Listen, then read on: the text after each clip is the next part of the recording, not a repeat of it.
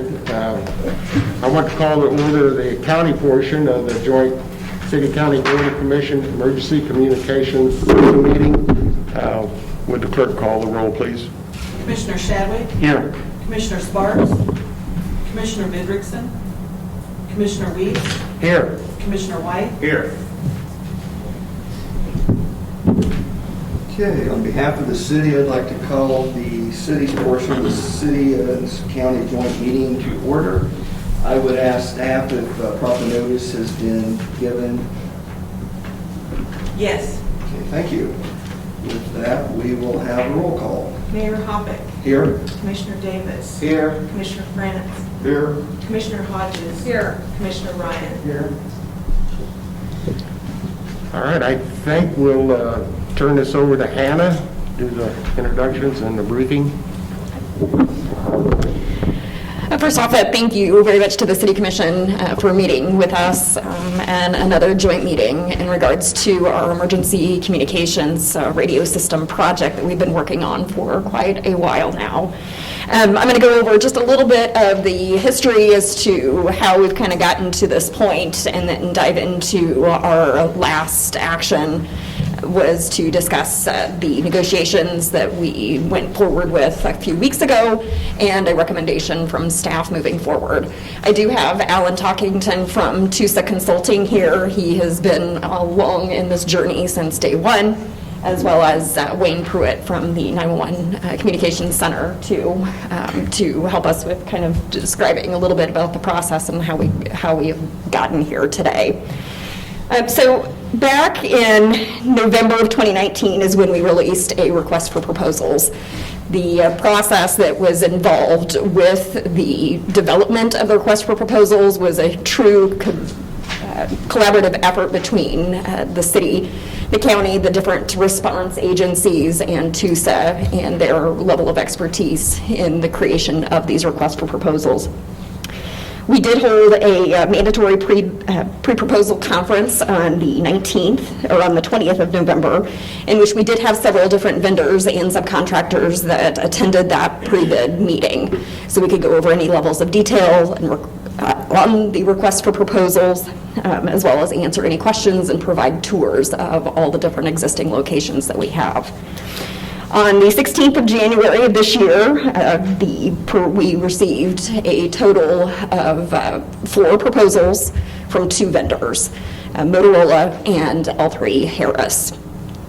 At that point in time, in the request for proposals, we had asked for, number 1, a completely standalone system that would just be owned directly by the city and the county, however that was divided, but also put very strong emphasis on our desire to also have alternate proposals.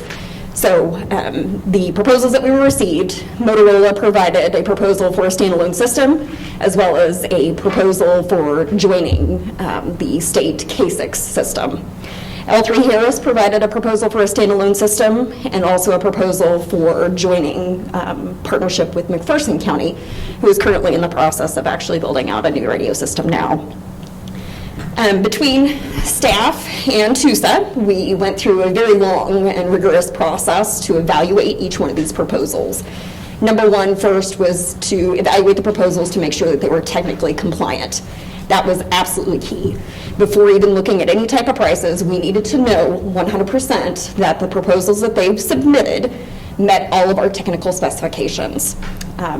So we did have staff between Chief Scott Apker, Wayne Pruitt, Sheriff Solden, Michelle Barkley from Emergency Management, and myself do a lot of evaluation on those proposals as well as TUSA. We met and conferred in regards to those proposals to make sure that they did meet the technical compliance. And what we resulted from that was that we had we had 3 proposals that were all technically compliant and 1 that was not. That one did not meet the coverage requirements as set forth in the request for proposals, so it was, we decided to, it wasn't acceptable, so we did not move forward with opening the prices on that one. So in that regard too, we still had questions. And each one of the proposals. So we did bring both vendors in to provide oral presentations, and that was done back in March. We gave each one of the vendors an opportunity to explain and answer any questions that we had in regards to their proposals, but then also have some very good dialogue about their proposals themselves. In August, we came before you and felt that the recommendation that was brought forth was that we had two proposals that were technically compliant, that met all specifications, and to enter into negotiations with both L3 Harris for a standalone system and Motorola for joining the state K6 system. Those negotiations were held the last couple weeks last week in August. We started on the 18th of August and did 2 days of negotiations with each vendor. So involved in those negotiations was not only TUSA, but myself, Wayne Pruitt, Sheriff Solden, Captain Forrester, Shane Pearson, and Chief Royce.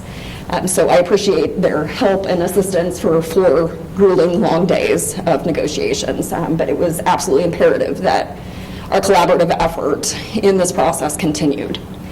So we did focus on negotiations with Motorola first, and went over a lot of the different, I'm going to say cons that were associated with the proposal, or with the recommendation, or moving forward, to look at those different things and negotiated some of those things. We did work out several key factors with Motorola. Their proposal only first had offered a phase 1 system, but after negotiations we were able to negotiate a phase 2 system, as well as operating seamless technology as well for greater redundancy as it relates to the joining of the state system.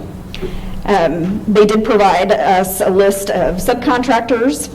They were also, we also talked and negotiated the cost of maintenance for a full 15 years as required by the RFP. Motorola did bring a representative from the state K6 system to talk about some of the concerns that we had in regards to this proposal. But after those discussions, obviously a lot of the concerns that we had were completely alleviated. Motorola's proposal does have higher upfront costs. The other big thing that we negotiated was the requirement for them to not have any failures in 6 contiguous grids when we go to test and finally accept the system. We were able to negotiate a compromise in that. The other big thing that we negotiated was the fact that the county was not interested whatsoever in leasing tower sites. So we negotiated the aspect of all the tower sites would be owned by the county.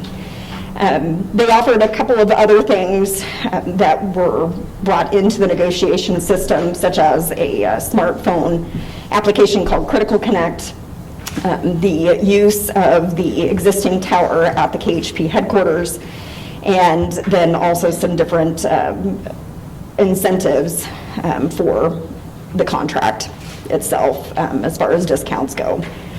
Our negotiations with L3 Harris were held on the 19th and the 21st of August. Again, we focused first on negotiating the cons that was listed out in the recommendation. The total cost of ownership is more than what Motorola's solutions, their alternative of joining the K6 system. We did discuss and negotiate the remedies, the financial penalties for performance failures, and found acceptable language that was accepted by both parties. L3 Harris did negotiate and agreed to provide any remediation on all existing site grounding and lightning protection at both the backup dispatch center and the main dispatch center. They also negotiated additional warranties for the subscriber radios for 5 years, and their smartphone application of a Beyond platform as well. L3 Harris's price does include over-the-air programming and over-the-air rekeying. And the system design would be one that is completely owned by the county. There would be no reliance on any type of joint system for operations. So in the end, our negotiations, we really truly ended up with two extremely comparable systems, extremely comparable. Both are 800 systems, both are 3-site systems, both are phase 2, both have smartphone applications, both have met or exceeded that 96% coverage requirement that we had set out in that RFP. Both of them agreed to a 3-year warranty on infrastructure and a 5-year warranty on subscriber radios. We probably had the most apples-to-apples comparison between the two vendors that we could possibly have gotten at the end of our negotiations. The biggest difference came with price and a timeline to be able to cut over to a new system. With Motorola, their final negotiated price was $14,780,907, and the timeline to cut over would be 8 months. Because the state CASIC system is already up, operational, and running, their focus would be the building of the KHP tower. That would give us 8 months to cut over to a new system, and then another 10 months to build out the 2 other new sites that would be required for a full 100% operational system. L3 Harris, their final price was $16,478,488, and would take 24 months to cut over to a new system. All of the factors that went into a decision and recommendation and discussion amongst the group of city and county representatives that was in negotiations, as well as our consultant TUSA, we are here today to provide you with the recommendation that we have moving forward to enter into contract negotiations. And our recommendation is to enter into contract negotiations with Motorola for a 800 system that is joined with the state CASIC system. I am going to turn it over to Alan Talkington for him to kind of provide a little bit of information from the TUSA aspect of it. And Wayne, if he has anything additional to add before we get to some of your questions. Thank you for your time. Good morning. Again, my name is Alan Talkington from TUSA Consulting. I really want to echo a lot of what Hannah said in that this was a very, very rigorous process from the onset. Obviously, the COVID outbreak kind of delayed some of this, but even throughout that, there was constant communication and constant discussion with both city and county staff. We really tried our most concerted effort to create an apples-to-apples comparison as much as possible with the acceptable proposals, so that way the county and the city had the best information possible with which to make a decision on both pricing and technical acceptance. So when we went through this negotiation process, our effort was to make sure that not only was the system still meeting all the minimum requirements, but that the optimal configuration was proposed for the county and the city that made the most sense for uptime, reliability, and the overall safety of your police, firefighters, EMS, and all first responders and users of the system. Our thought process, like I said, through this was to make sure that there was no bias, no favoritism. It was to truly get an apples-to-apples comparison to allow you to make the best decision possible. Throughout this today, if you have any technical questions or anything that you wish to understand from this negotiation, by all means, I am happy to answer those, and we all are happy to answer those as well. So with that, I thank you for your time, and ready for any discussion. So one last thing that I will address is I know last night we did receive an email from L3 Harris in regards to their alternate proposal with joining the McPherson site and that being an option.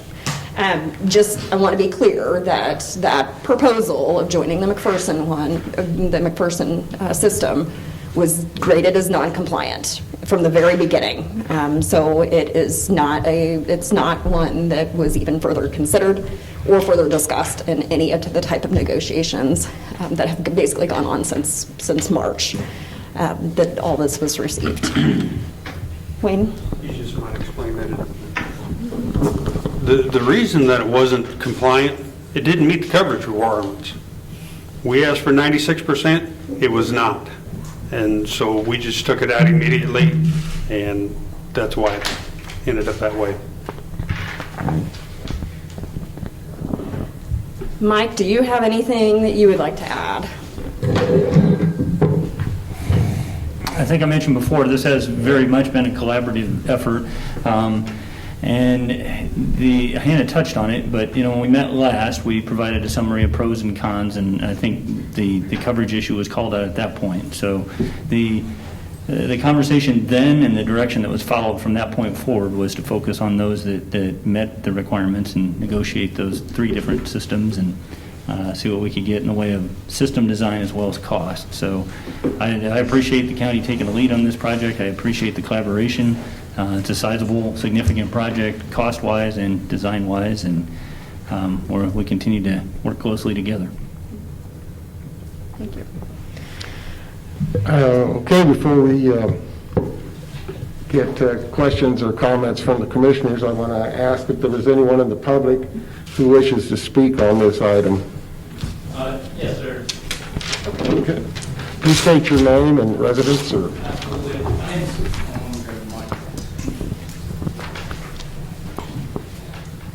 My name is Wily Baxter, and I'm a program manager with L3 Harris. So on behalf of the company and with respect to the alternate design, everything Hannah, Mr. Pruitt, and Mr. Talkington said is accurate. When we presented our written proposal, we did not provide a coverage guarantee. We came to oral presentation, we did provide that coverage guarantee of 96% with a half wave antenna. In orals, we did provide that and send that to them. We understand we were thrown out, but I just wanted to clarify that we were able to provide that coverage. We still are able to provide that coverage guarantee, and hoping that we can talk further on our alternate proposal, because we believe it does meet the needs of the county and the city, and we are absolutely hoping that we can just continue discussions and show you that it does meet those needs. Thank you, Mr. Baxter. Anyone else who wishes to speak? Seeing none, I'll open it up for any commissioners who have comments or questions.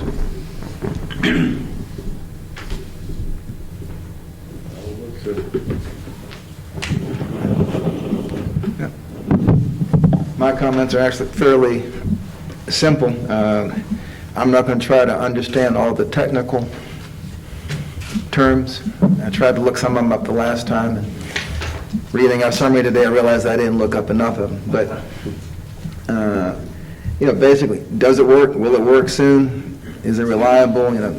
If the state system goes down, does it still work?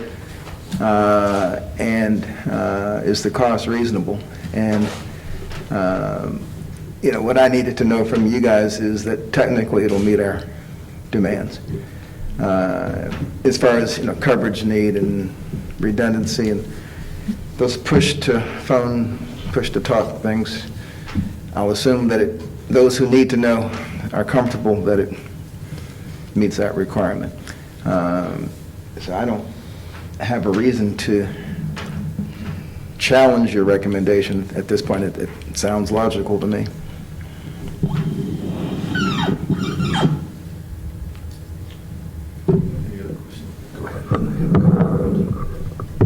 I just had a couple of questions. In terms of the financials that are shown, is that $250,000 that's listed as the signing incentive that's split between the county and the city? I'm assuming that is Motorola's incentive that they were offering if we signed before the end of September? That is correct. Okay. And is, so like where would wasn't it 500,000? I mean, where would the other 250, or did I misread that? I may have totally misunderstood what it was going to be. Are you talking about all the incentives on that? Yeah. Yeah, so there was understanding that originally this was a single contract to the county with the collaboration from the city. It was a single incentive put forth, and then after the fact, Hannah did an immense amount of work to show the math to where it breaks up. So it was not proposed broken up. It was just proposed, here's a flat rate incentive. Right. And then based on the percentages of that is how it was broken up. So those extra percentages of incentive, or the extra incentives were items like subscribers, purchasing subscribers by a certain time, purchasing the system by a certain time. So all that was, like I said, just a flat rate discount that was then, rigorously broken up. Okay, so it was applied proportionally to all the items. Okay, I gotcha. I misunderstood that was like a, like a direct. Okay, thank you. Yeah, Commissioner, I had actually the same question on the math, because I'm like, everybody kept talking about a $500,000 Yeah, incentive. it's like and I then see only 250 was broken out. So, Okay. yeah, that other 250 is bundled in the other discounts. Thank you. Well, I always feel foolish asking math questions because my math skills are so poor, but I thought I'd ask it anyway. And then the only other question I had about that is the annual average ongoing maintenance and upgrades of $110,000 annually. Is what we see there just solely the city's responsibility, or does that break out a little bit between the city and the county? Yeah, that's my math, and that is the city, that's our estimated city annual average. And I should say that because of some fees coming online in year 2 of acceptance and year 4 of acceptance, and they vary some, it'll fluctuate from year to year, but that's the calculated average expense that we'll anticipate. Great, thank you. And I would just like to thank Hannah and your team, Mr. Talkington, Wayne, everyone from all the different agencies that spent so much time on this, and hopefully we'll have a really good product here in the next year. So thank you very much. Appreciate it.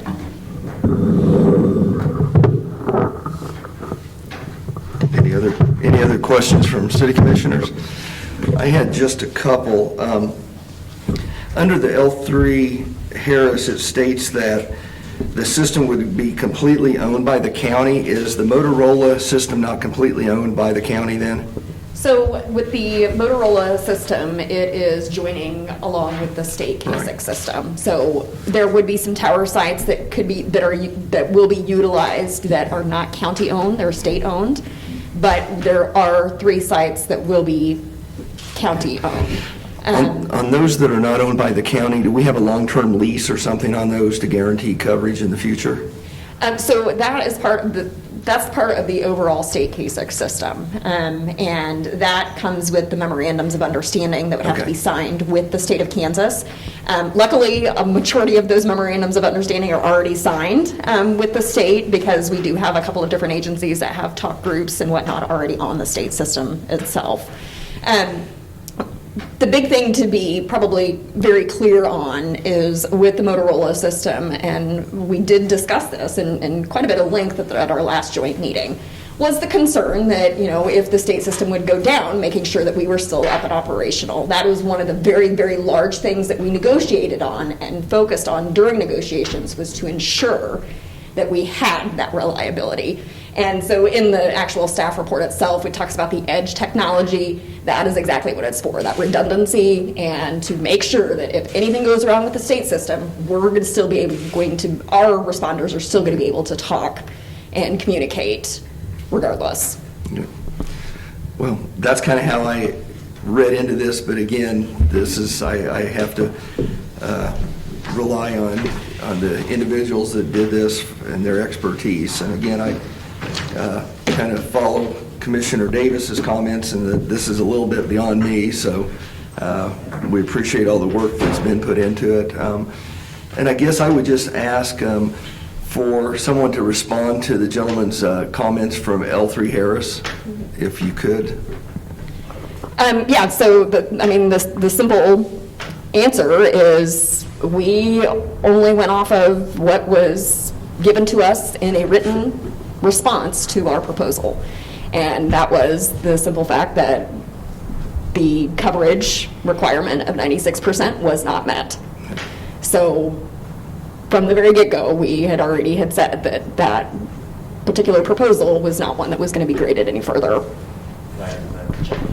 One other key clarification I want to make, because Mr. Baxter did point out about things that were said in oral presentations.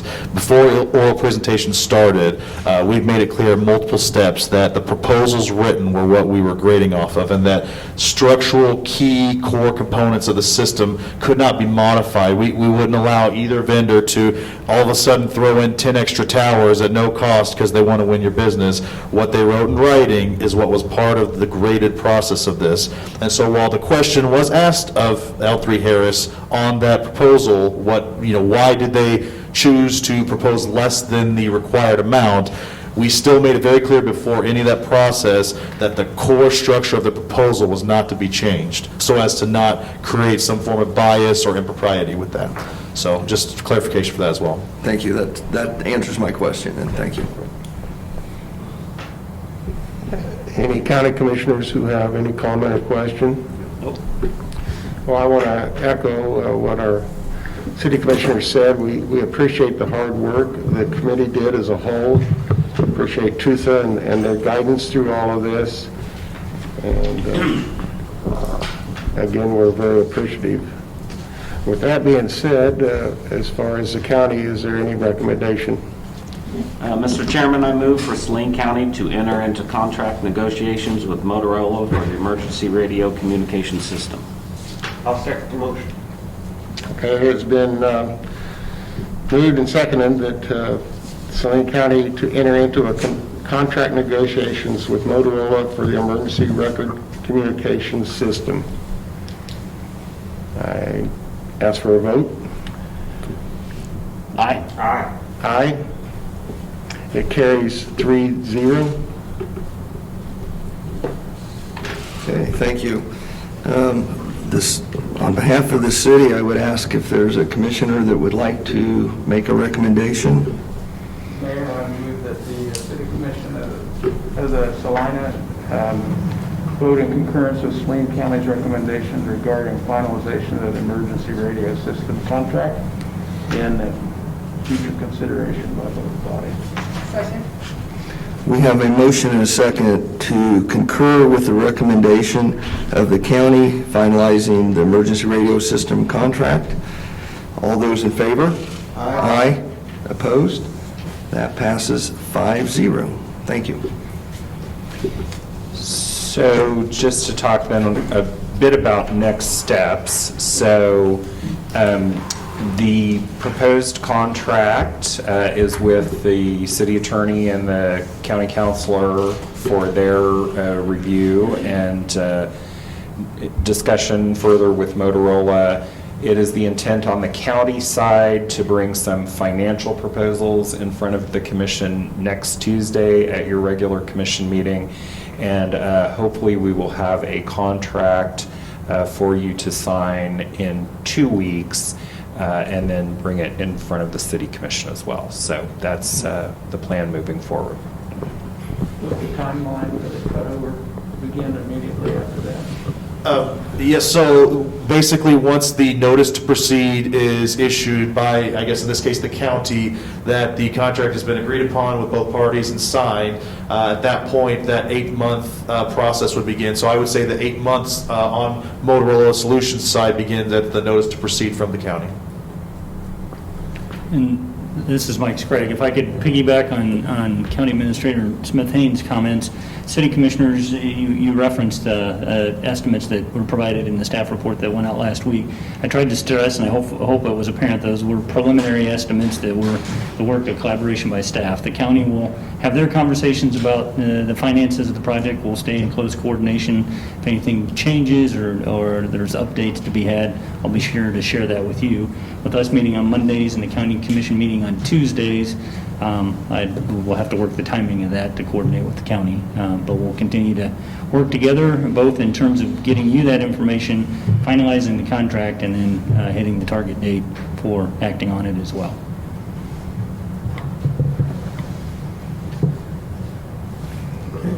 Do we have any other comments by any commissioners before we move to adjourn?